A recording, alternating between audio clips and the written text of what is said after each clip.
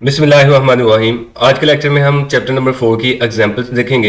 Example number 4.1 है a force F acting on an object varies with distance d। एक object है, उस पर फोर्स F जो है ना वो एक्ट कर रही है और डिस्टेंस d यानी कि 0 से लेके 6 तक उसका डिस्टेंस है और फोर्स जो है ना ये वेरी हो रही है यानी कि चेंज हो रही है, तब्दील हो रही है। As show in fig 4.8। ये फिग जो है ना ये 4.8 है, इसमें आपको दिखाया गया है calculate the work done by the force. आपने वर्क डन जो है ना वो कैलकुलेट करना है। Object move from D zero यानी कि उसका जो डिस्टेंस है वो जीरो से स्टार्ट हो रहा है टू डी इक्वल 6 मीटर और 6 मीटर तक जो है ना वो डिस्टेंस कवर कर रहा है ऑब्जेक्ट। तो आपने उसका वर्क डन फाइंड करना है। अब इस एग्जांपल में उसने ये कहा हुआ है कि एक ऑब्जेक्ट है, उस पर वेरिएबल फोर्स लग रही है यानी कि फोर्स जो है वो चेंज हो रही है। वो यहाँ से लेकर यहाँ तक जो फोर्स है वो कांस्टेंट है, इसके अलावा ये वाला जो हिस्सा है यहाँ पे फोर्स जो है वो चेंज हो रही है। और जो ऑब्जेक्ट है वो 0 से लेकर 6 मीटर तक का डिस्टेंस तय करता है, तो आपने इसका वर्क डन कैलकुलेट करना है। अब चूंकि फोर्स वेरिएबल है तो हम इसको दो पैचेस में, दो हिस्सों में डिवाइड कर लेंगे। एक हिस्सा जो ना हमारा वो यहाँ से लेकर यहाँ तक होगा, चूंकि इस हिस्से में जो फोर्स है वो कांस्टेंट है। उसके बाद यहाँ से लेकर यहाँ तक जो ना फोर्स जो ना वो चेंज हो रही है, तो इसका वर्क डन हम अलग से कैलकुलेट करेंगे। अब ये वाला जो हिस्सा है शुरू में, ये हमारे पास बेसिकली इस तरह करके एक रेक्टेंगल की शेप बन रही है, तो इसका हम वर्क डन अलग से कैलकुलेट करेंगे। और वर्क डन का फार्मूला हमारे पास होता है फोर्स इनटू डिस्प्लेसमेंट। अब फोर्स जो है ना उसने यहाँ पे वाई एक्सिस में दी हुई है और डिस्प्लेसमेंट जो है ना वो एक्स एक्सिस में दिया हुआ है।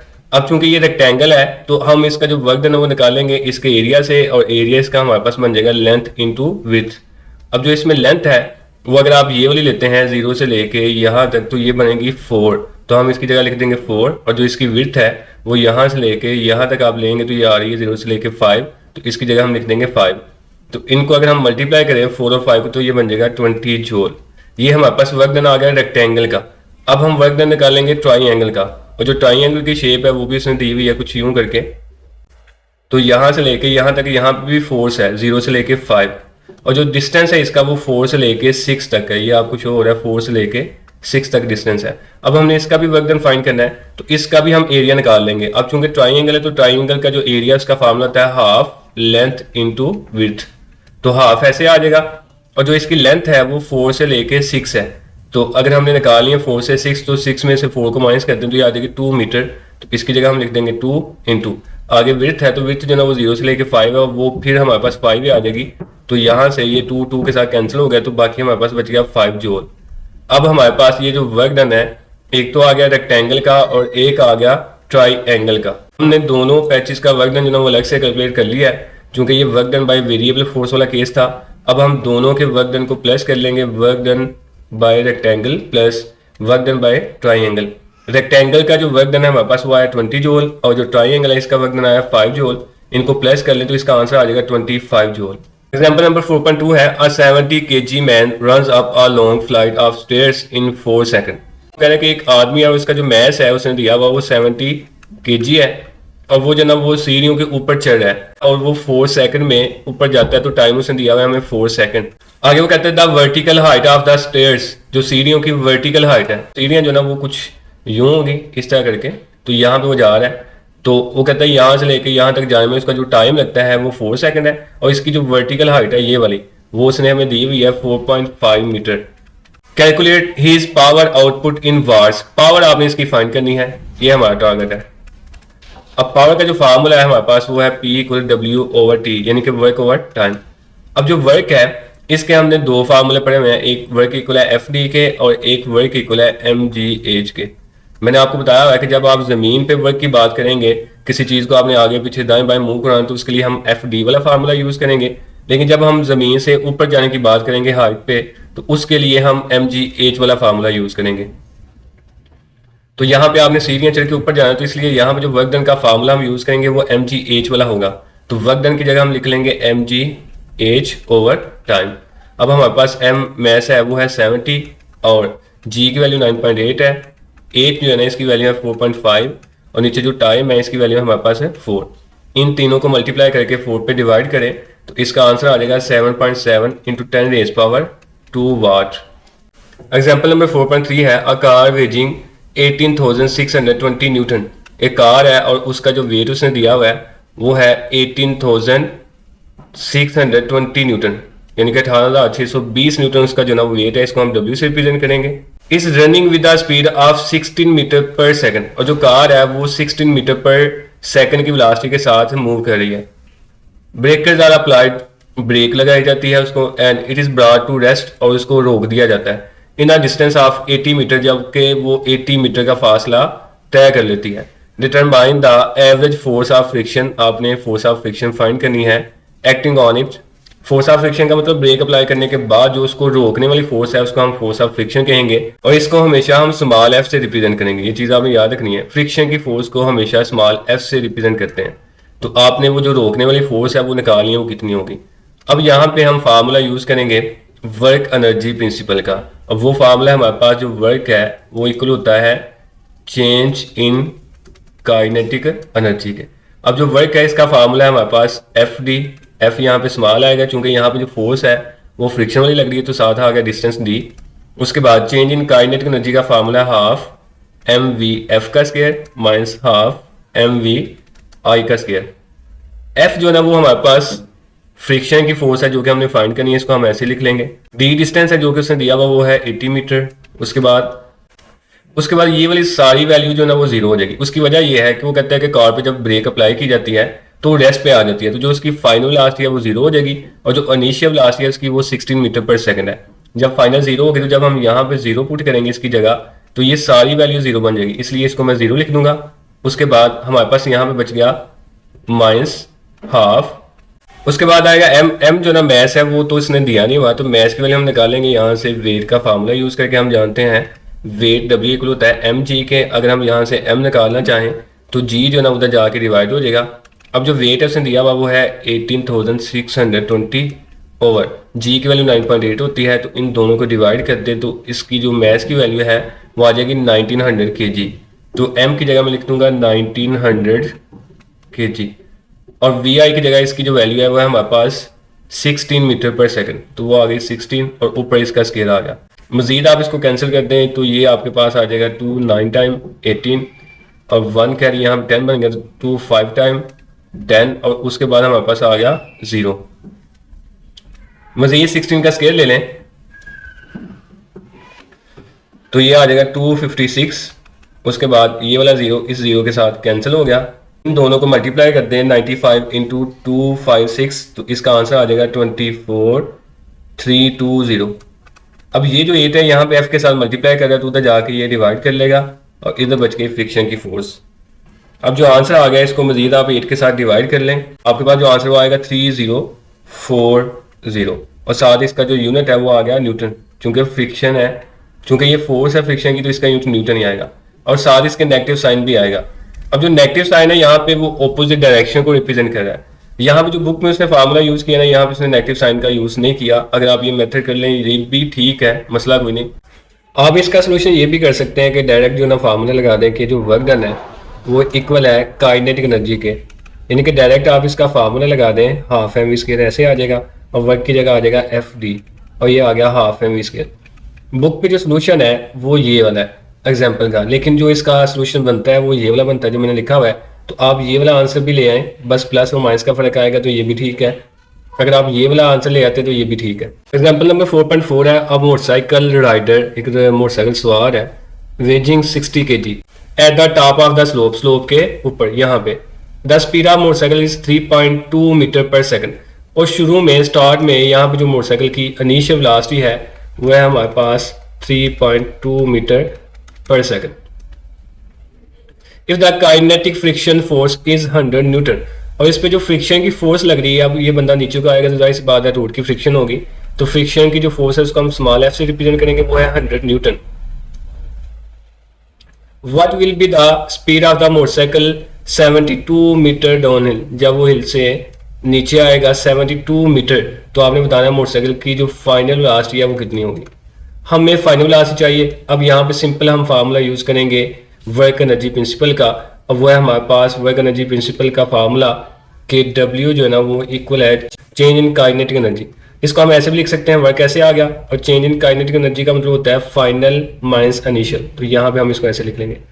उसके बाद हमें VF फाइनल वेलोसिटी चाहिए, तो वो आएगी फाइनल काइनेटिक एनर्जी में, तो हम इस काइनेटिक एनर्जी को एक तरफ ले देंगे, यानी कि ये जो काइनेटिक एनर्जी है इसको अगर हम इसी साइड पे रहने दें जिस साइड पे ये है, तो ये ऐसे आ गई और वर्क लेफ्ट साइड पे ऐसे ही है, और ये माइनस की इनिशियल काइनेटिक एनर्जी उधर जाके प्लस की हो जाएगी। तो इस फार्मूले को हम यूं लिख सकते हैं।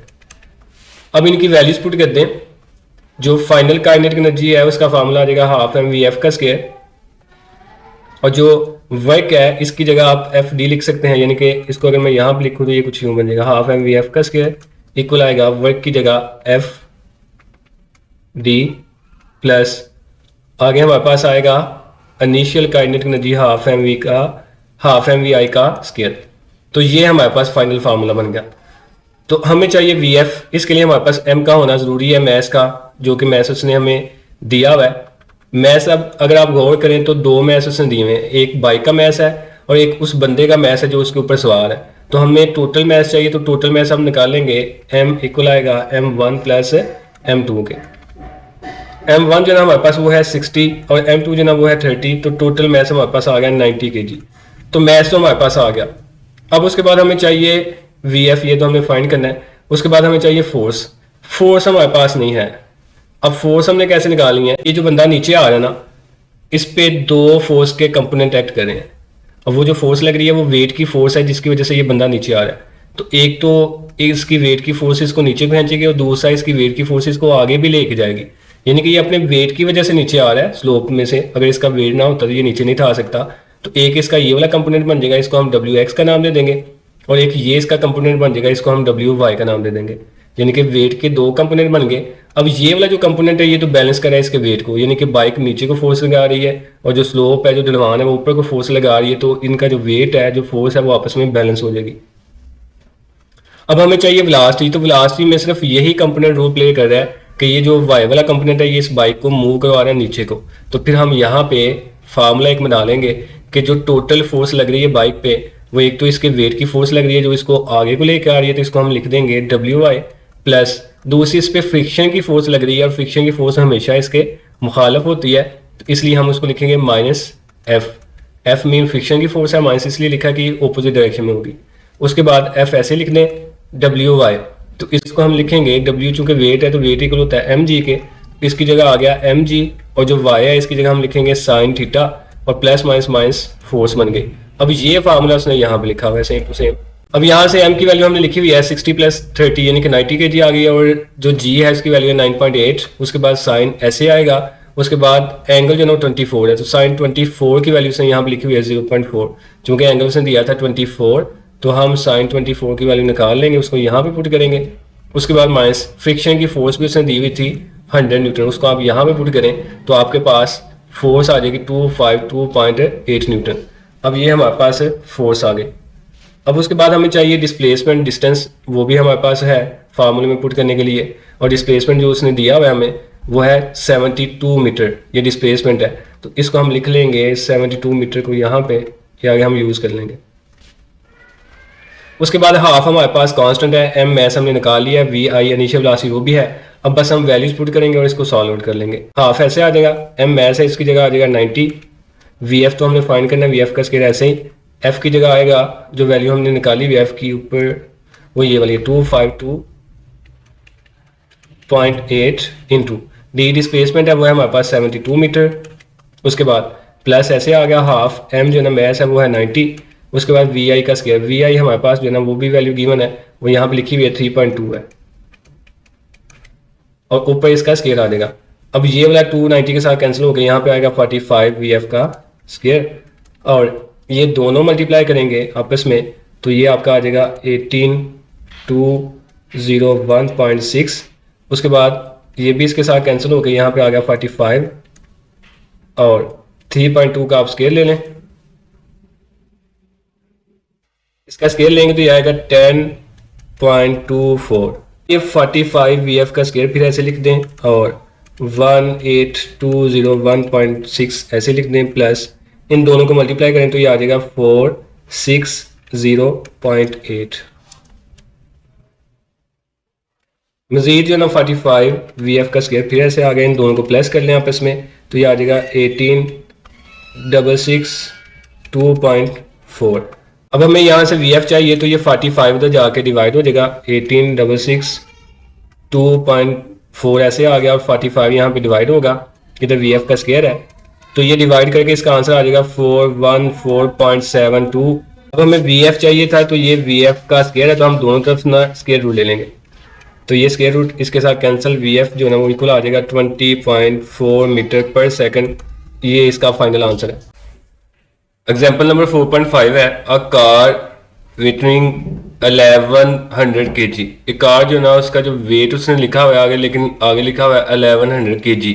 kg जो कि kg चूंकि मैस का यूनिट होता है इसलिए ये मैस होगा, तो हम लिख लेंगे m इक्वल है 1100 kg। Is moving with the velocity of 12 metre per second. तो स्टार्ट में वो 12 मीटर पर सेकंड की वेलोसिटी से मूव कर रही है।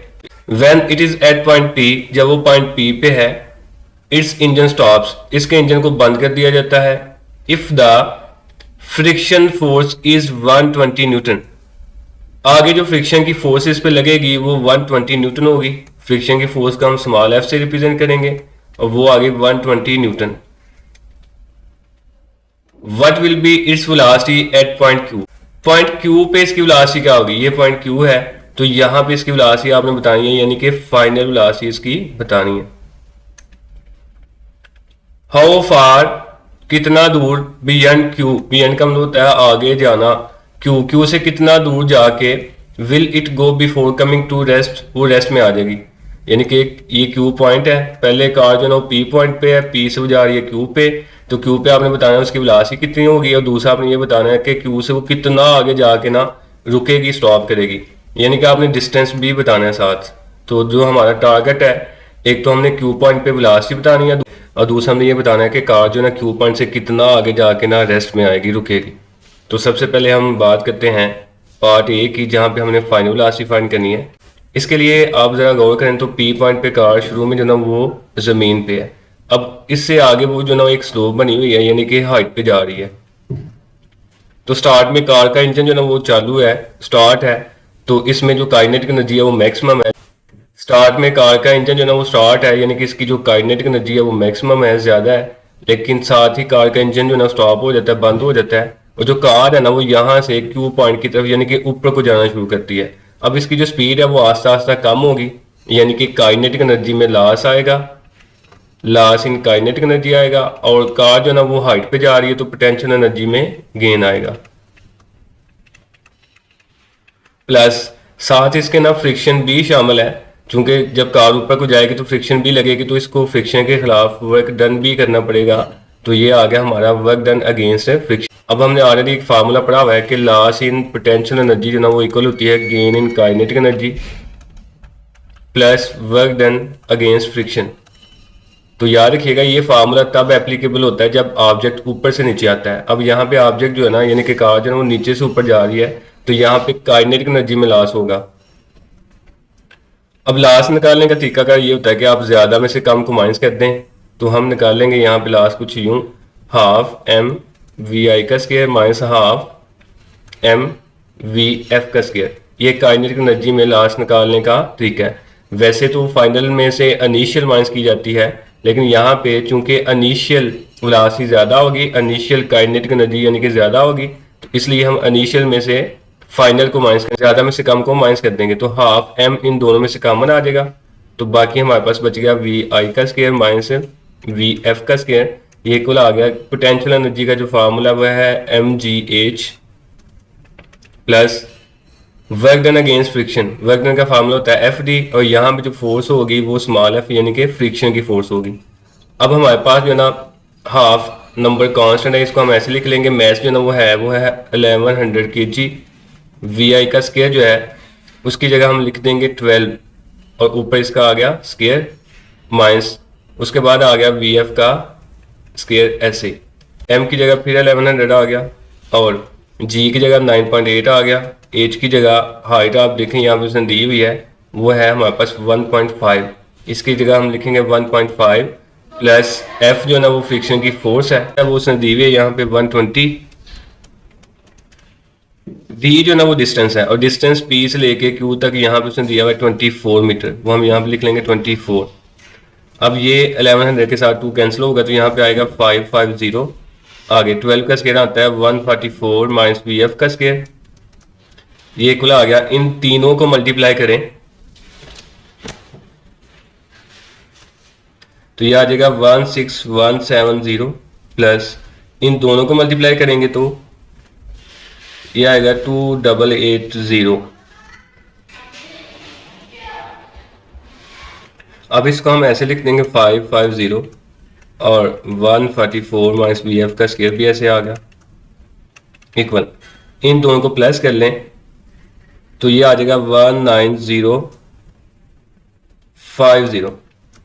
अब उसके बाद ये 550 उधर जाके डिवाइड हो जाएगा तो यहाँ पे 144 माइनस वी एफ का स्केयर, ये इक्वल आएगा 19050 ओवर 550। एक जीरो इसके साथ कैंसिल हो गया।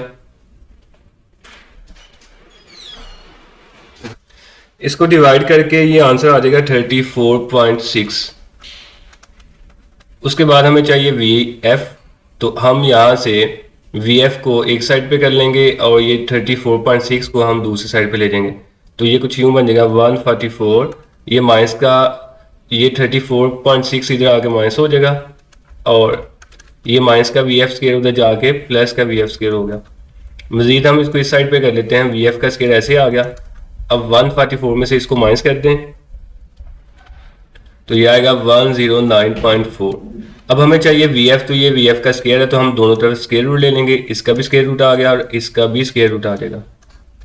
तो इसका स्केयर रूट लेंगे तो ये आंसर आएगा 10.5 मीटर पर सेकंड। 7 यूनिट आपने लाजमी लिखना है आंसर के। तो ये आपके पास वो वेलोसिटी है जो पॉइंट क्यू पे होगी। आगे आपने ये बताना था कि ऑब्जेक्ट जो है ना वो पॉइंट क्यू से आगे कितना दूर जाके जो है ना वो स्टे करेगा, यानी कि आपने डिस्टेंस भी बताना है। अब डिस्टेंस के लिए हम जो फार्मूला यूज करेंगे वो हम ये वाला फार्मूला यूज करेंगे, ऑलरेडी हमने पीछे लगाया हुआ है कि जो वर्क है वो इक्वल है काइनेटिक एनर्जी के। वर्क का फार्मूला होता है हमारे पास एफ डी। यहाँ पे एफ जो है ना वो फ्रिक्शन वाली फोर्स है, इसको हम स्मॉल एफ से रिप्रेजेंट करेंगे और साथ जो डिस्टेंस है वो आप एस भी लिख सकते हैं और डी भी लिख सकते हैं। यहाँ पे उसने एस लिखा है तो आप एस ही लिख लें, इक्वल आ गया हाफ एम वी स्केयर के। फ्रिक्शन की फोर्स ऊपर से दी हुई है 120, इसको हम ऐसे लिख लेंगे एस ऐसे ही, हाफ भी ऐसे ही, और एम जो ना ये मैस है, मैस भी उसने दिया हुआ है 1100 kg। वी वो वेलोसिटी है जो पॉइंट क्यू पे होगी जो हमने अभी अभी फाइंड की है और वो है हमारे पास 109.4। चूंकि यहाँ पे v का स्केयर है ना तो यहाँ पे हम वी एफ स्केयर की वेलोसिटी लेंगे, वो है 109.4। या फिर आप ये भी कर सकते हैं कि आप v की वेलोसिटी लेके 10.5 ऊपर इसका स्केयर लें तो आंसर फिर यही आएगा। इसलिए मैं जो डायरेक्ट वैल्यू है ना वो वी एफ स्केयर की लूंगा, चूंकि यहाँ पे v स्केयर है फार्मूले में, तो v स्केयर की जो वैल्यू हमारे पास वो आएगी 109.4। मैं बार बार ये कह रहा हूँ जब आपने ये वैल्यू लेनी है फिर आपने इसका स्केयर नहीं लेना। अगर आपने 10.5 वैल्यू लेनी है चूंकि ये v की वैल्यू है तो फिर आप इसका स्केयर लेंगे, और अगर आपने ये वैल्यू लेनी है तो ये स्केयर की वैल्यू तो इसलिए आप इसका स्केयर यहाँ पे नहीं लेंगे। उसके बाद 120s ऐसे ही और मजीद ये कैंसिल हो गए 550 और यहाँ पे 109.4 ऐसे आ गया। 120s फिर ऐसे लिख लें, इन दोनों को मल्टीप्लाई कर दें। तो जब इन दोनों को मल्टीप्लाई करेंगे तो आ जाएगा 60170। अब हमें यहाँ से ऐसे यानी कि डिस्टेंस चाहिए तो 120 उधर जाके डिवाइड हो जाएगा, तो 120 उधर जाके डिवाइड हो जाएगा, इसका आंसर आ जाएगा 501.4 समथिंग आएगा। तो आप सिर्फ 501 तक ही रखें तो ये इसका आंसर है, साथ इसका यूनिट लिख दें मीटर। तो ये फाइनल आंसर उसने लिखा हुआ है कि जो कार है वो क्यू पॉइंट से इतना दूर जाके ना स्टॉप हो जाएगी, रुक जाएगी। एग्जाम्पल नंबर 4.6 है, an object of mass 3 kg। एक ऑब्जेक्ट है उसका मैस 3 kg है, falls from a height of 15 metre. अब यहाँ पे उसने हाइट दी हुई है हमें 15 मीटर। नेक्स्ट वो कहता है if it strikes the ground, अगर वो ग्राउंड के साथ टकराता है with a velocity of 16 metre per second. 16 metre per second की वेलोसिटी के साथ, यानी कि वेलोसिटी उसने दी हुई है हमें 16 metre per second. Calculate the average frictional force of the air. Frictional force आपने फाइंड करनी है तो इसको हम स्मॉल एफ से रिप्रेजेंट करेंगे। तो ये हमारा टारगेट है। अब यहाँ पे कहता है एक ऑब्जेक्ट है और वो कुछ हाइट पे है, फॉर एग्जांपल जमीन से, और वो जो हाइट है वो है हमारे पास 15 मीटर। तो कहता है ऑब्जेक्ट जब वहां से फॉल करता है, नीचे की तरफ आता है, तो ज़मीन के साथ आके टकराता है और उसकी जो वेलोसिटी है उस वक्त वो 16 मीटर पर सेकंड है। आपने ये बताना है कि उस पर जो फ्रिक्शन की फोर्स है वो कितनी लगेगी।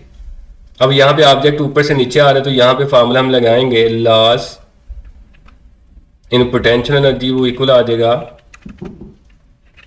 Gain kinetic energy. ऊपर वाली एग्जांपल जो थी वहां पे ऑब्जेक्ट नीचे से ऊपर जा रहा था, तो इसलिए लॉस काइनेटिक एनर्जी में हुआ था और गेन पोटेंशियल एनर्जी में हुआ था। अब ऑब्जेक्ट ऊपर से नीचे आ रहा है तो हम लिखेंगे पोटेंशियल एनर्जी में लॉस होगा, क्योंकि हाइट कम होगी और वेलोसिटी पहले से ज्यादा होगी। अब चूंकि वो कहता है फ्रिक्शनल फोर्स फाइंड करें, तो साथ इसके फ्रिक्शनल फोर्स भी होगी, तो इसलिए हम साथ लिखेंगे वर्क डन अगेंस्ट फ्रिक्शन। तो पोटेंशियल एनर्जी का फार्मूला mgh, काइनेटिक एनर्जी का फार्मूला वो है half mv square plus work done against friction आएगा F इंटू डी। अब m की वैल्यू जो ना हमारे पास वो यहाँ पे उसने दी हुई है 3 kg, तो हम लिख लेंगे इसकी जगह 3, g की जगह आ जाएगा 9.8, h उसने दिया हुआ है 15, हाफ फिर ऐसे आ गया और m की जगह फिर आ गया 3, v जो है ना वेलोसिटी वो है 16, ऊपर इसका स्केयर आ जाएगा प्लस f फोर्स जो कि हमने फाइंड करनी है वो भी ऐसे आ गई। और जो डिस्टेंस है यहाँ पे बेसिकली ये हाइट ही हमारे पास आएगी, चूंकि ऑब्जेक्ट ऊपर से नीचे आ रहा है तो इसका जो डिस्टेंस है इसको हम हाइट का नाम देंगे। तो यहाँ पे जो d है इसकी जगह हम हाइट ही लिखेंगे, वो है हमारे पास 15। अब इन तीनों को मल्टीप्लाई करें तो इसका आंसर आ जाएगा 441। उसके बाद 16 का स्केयर लें पहले, तो वो आ जाएगा 256 प्लस यहाँ से आ गया 15f, उसके बाद 441 ऐसे लिख लें इक्वल। अब इन तीनों को मल्टीप्लाई कर दें तो इसका जो आंसर है वो आएगा 384 प्लस 15f। अब हमें चाहिए f, तो इसके लिए पहले हम 384 को इधर ले आएंगे, तो ये इधर आके माइनस का हो जाएगा और इधर बच गया 15f। मजीद इसको हम इस साइड पे कर लेते हैं, 15f ऐसे आ जाएगा और 441 में से 384 को माइनस करेंगे तो ये आ जाएगा 57। हमें चाहिए f, तो 15 यहाँ पे मल्टीप्लाई हो रहा था जाके डिवाइड कर लेगा, तो इसको डिवाइड कर दे तो इसका आंसर आ जाएगा 3.8 और फोर्स का यूनिट होता है 7 न्यूटन। तो ये हमारा फाइनल आंसर है।